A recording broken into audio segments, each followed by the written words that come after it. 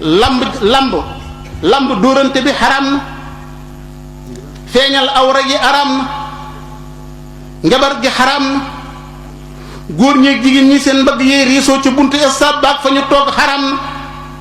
waxtu julli yi jot duñ ko julli xaraam na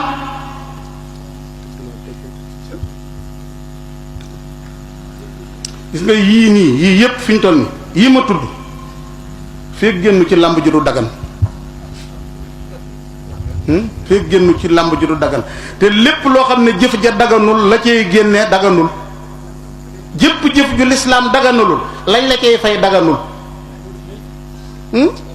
sallallahu alayhi wasallam romb na benn waay bu ñuy wax Muammar mu feejal tuuti ci poojam mu ne ko xutta faxis ak yaa Muammar fa innal faxisa awra yow Muammar muural sa pooj bi pooj awra la du sëñ Tuubaa wax ne lu mu la wax ci Nahju Xadal Haaji waxsar min al kashfi anil batni kasa maa bayna surratin wa rukbatin lisa loolu sëñ Tuubaa wax ci Nahju Xadal Haaji na nga moytu bu baax diggante jumbux ak wóom bu fi dara feeñ nit ko am bañu ruu sëñ bi jumbux ak wóomam du feeñ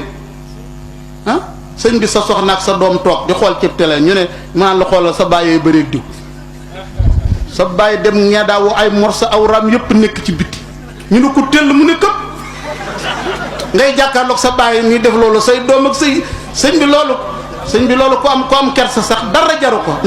ñàkk bay tibb suuf si di ko baxal di naan sax moo gën sëñ bi boobu am